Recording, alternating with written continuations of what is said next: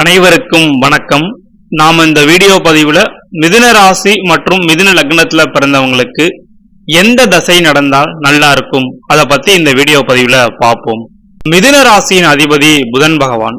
பொதுவாகவே ஒருவருடைய ஜாதகத்துல லக்னாதிபதியானவர் ரொம்ப வலுவா இருக்கணும். உங்களுக்கு லக்னாதிபதியாக இருக்கக்கூடிய புதன் பகவான் நல்லபடியா இருந்தாதான் உங்களுடைய ஜாதகம் முழுமையாக வேலை செய்யும்.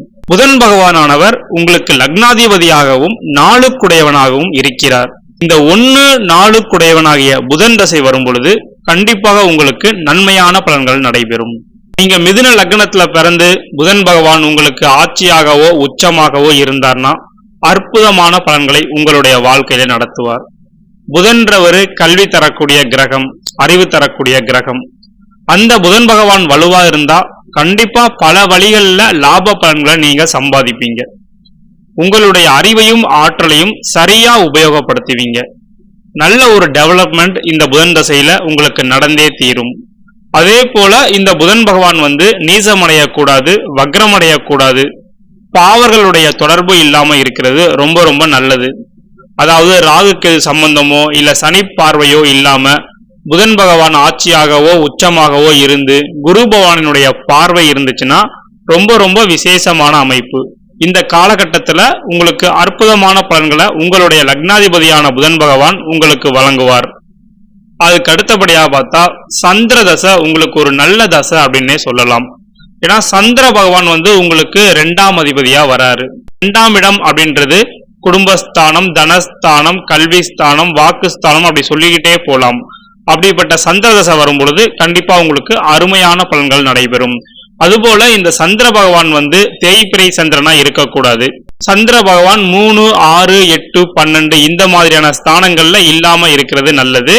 அதே போல பாவர்கள் தொடர்பு இல்லாமலும், பாவ சேர்க்கை இல்லாமலும், பாவர்களுடைய பார்வை இல்லாமலும் இருக்கிறது ரொம்ப ரொம்ப சிறப்பு. அதே போல இந்த சந்திரன் மீது குரு பார்வை இருந்துச்சுன்னா ரொம்ப ரொம்ப விசேஷமான அமைப்பு.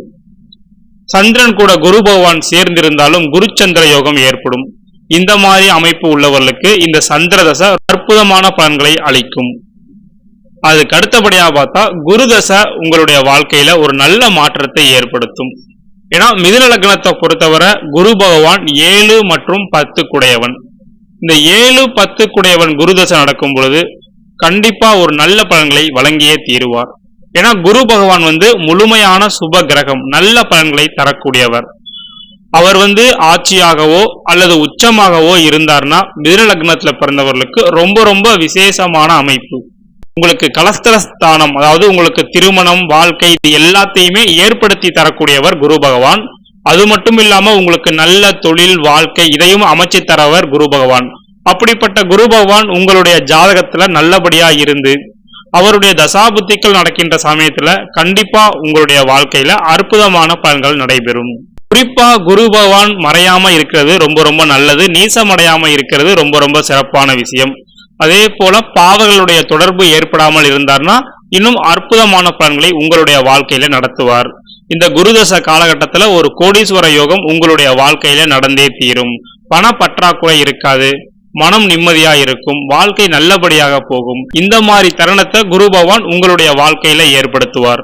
அதுக்கு அடுத்தபடியா பார்த்தா சுக்கிர பகவான் உங்களுக்கு 5 மற்றும் 12 குடையவன். இந்த 5, 12 குடைய சுக்கிர பகவானும் ஓரளவு உங்களுக்கு நல்ல பலன்களை வழங்கியே தீருவார். ஏன்னா 12ஆம் இடத்துல எந்த கிரகம் இருந்தாலும் மறைவிடம். ஆனா சுக்கிர பகவானுக்கு 12ஆம் இடம் அப்படின்றது மறைவிடம் கிடையாது. அதனால 5, 12 குடையவனாக வருவதால் ஓரளவு உங்களுக்கு நன்மையான பலன்களை வழங்கியே தீருவார். சுக்கிரன் ஒரு ஆடம்பரமான கிரகம். இந்த மிதுன லக்னத்துல பிறந்து சுக்கிரதசை நடக்கின்ற சமயத்துல கண்டிப்பா உங்களுடைய வாழ்க்கையில எல்லாமே நல்லபடியாகவே இருக்கும். அதுக்கு அடுத்தபடியா பார்த்தா செவ்வாய் தசை. இந்த செவ்வாய் பகவான் 6 மற்றும் 11 குடையவன். 6 மற்றும் 11 குடைய செவ்வாய் தசை நடக்கின்ற சமயத்துல கூட உங்களுக்கு எல்லாமே நல்லபடியாகவே நடக்கும். செவ்வாய் பகவான் ஆட்சியா இருந்து சுப கிரகணியுடைய குரு பார்வை பெற்றார்னா ரொம்ப ரொம்ப சிறப்பு. ஏன்னா செவ்வாய் பகவான் தைரியக்காரகன், நிலபுலங்கள், சொத்து சேர்க்கை இது எல்லாத்துக்குமே சொந்தக்காரகன் செவ்வாய் பகவான். அவர் தசை நடக்கின்ற சமயத்துல கண்டிப்பா உங்களுக்கு அற்புதமான பலன்களை வழங்குவார். அதுக்கு அடுத்தபடியா பார்த்தா சூரிய தசை உங்களுக்கு ஒரு நல்ல தசை அப்படின்னே சொல்லலாம். சூரிய பகவான் உங்களுக்கு 3 குடையவன். இந்த சூரிய பகவான் உங்களுக்கு ஆட்சியாகவோ உச்சமாகவோ இருந்தார்னா அற்புதமான பலன்களை வழங்குவார். நான் சூரிய பகவானுக்கு 8 மற்றும் 12 இந்த 2 இடம் மட்டும்தான் மறைவிடம். 3ஆம் இடம்ன்றது சூரிய பகவானுக்கு மறைவிடம் கிடையாது. அதனால சூரிய பகவான் உங்களுடைய ஜாதகத்துல நல்லபடியா இருந்தார்னா கண்டிப்பா அவர் தசை நடக்கின்ற காலகட்டத்துல ஓரளவு நன்மையான பலன்களை வழங்கியே தீருவார்.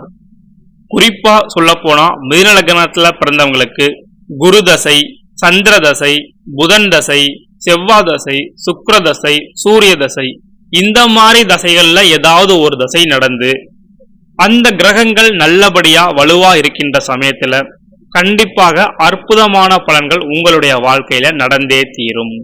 உதாரணத்துக்கு உங்களுடைய ஜாதகத்துல இப்ப குரு பகவான் நல்லபடியா இருக்காருன்னு வச்சுக்கோங்க. அதாவது குரு பகவான் உங்களுக்கு ஆட்சியாகவோ அல்லது உச்சமாகவோ இருக்காரு.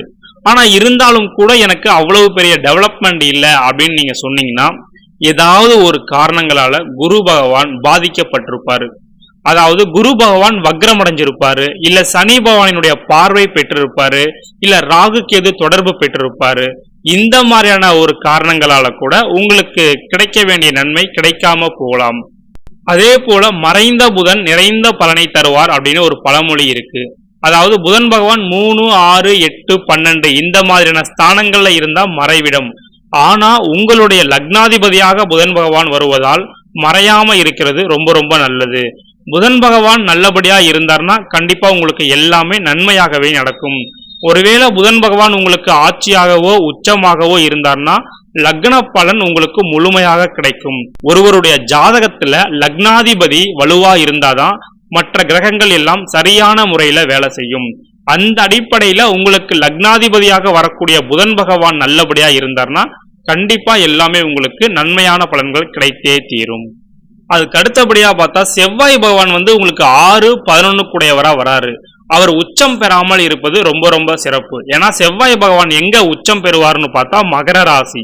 இந்த மகரம் உங்களுக்கு 8ஆம் இடம். அதனால செவ்வாய் பகவான் 8ஆம் இடத்துல உச்சம் பெற்று இருந்தாலும் உங்களுக்கு அவ்வளவு பெரிய நல்ல பலன்களை வழங்க மாட்டார். ஓரளவு அவர் ஆட்சியா இருந்தா கூட முழுமையான நற்பலன்களை வழங்குவார். ஆனா உச்சம் பெறாமல் இருப்பது ரொம்ப ரொம்ப நல்லது. ஏன்னா 8ஆம் இடத்துல உச்சம் பெறக்கூடிய செவ்வாய் அந்த அளவு நல்ல பலன்களை வழங்க மாட்டார். அன்பான சகோதர சகோதரிகளே, நாம எல்லா வீடியோக்களிலும் மறுபடி சொல்லக்கூடிய விஷயம் ஒண்ணுதான். கிரகங்கள் எவ்வளவு வலிமையாக இருந்தாலும் சரி, எவ்வளவு மோசமாக இருந்தாலும் சரி, உங்களுடைய எண்ணம், சொல், செயல், சிந்தனை இது எல்லாமே சரியான முறையில இருக்கணும். இது எல்லாமே சரியான முறையில இருக்கிற பட்சத்துல கண்டிப்பாக உங்களுக்கு நடப்பவை அனைத்தும் நன்மையாகவே நடக்கும். கிரகங்கள் எல்லாம் வலிமையா இருக்குன்ட்டு நாம சோம்பேறித்தனமா இருக்கக்கூடாது. அதே போல கிரகங்கள் எல்லாம் மோசமா இருக்குன்ட்டு நாம மனசு உடைஞ்சு போயிடக்கூடாது. எது எப்படியாக இருந்தாலும் சரியான பாதையை பின்பற்றினா கண்டிப்பா நம்மளுடைய வாழ்க்கையில நல்ல பலன்கள் நடந்தே தீரும். ஆரம்பத்துல வேண்டுமானாலும் நீங்க ரொம்ப கஷ்டப்படலாம், ஆனால் முடிவு உங்களுக்கு அற்புதமாக அமையும். சில பேர் ஆரம்பத்துல ரொம்ப நல்லபடியா வாழ்வாங்க, ஆனா முடிவுல ரொம்ப மோசமான நிலைமை ஏற்படும். இந்த மாதிரியான ஒரு தருணத்தை சில பேர் அனுபவிப்பாங்க. இது மாதிரி இல்லாம நீங்க நல்ல எண்ணங்களோடு இருந்தீங்கன்னா கண்டிப்பா நீங்க கஷ்டப்படுறதுக்கு எல்லாத்துக்குமே நல்ல பலனளிக்கக்கூடிய விதத்துல கிரகங்கள் உங்களுக்கு நன்மையான பலன்களை வழங்கும். அதனால இதுவரை எவ்வளவு பாவம் செய்திருந்தாலும் இனி எந்த பாவத்தையும் செய்யாம சரியான முறையில செயல்படுங்க. கண்டிப்பா உங்களுடைய வாழ்க்கையில எல்லாமே நன்மையாகவே நடக்கும். மேலும் மிதுன ராசி மிதுன லக்னத்தில் பிறந்தவர்கள் வாழ்க்கையில் சகல விதமான சந்தோஷங்களும் ஏற்பட எல்லாம் வல்ல இறைவனை பிரார்த்திக்கிறேன். நன்றி.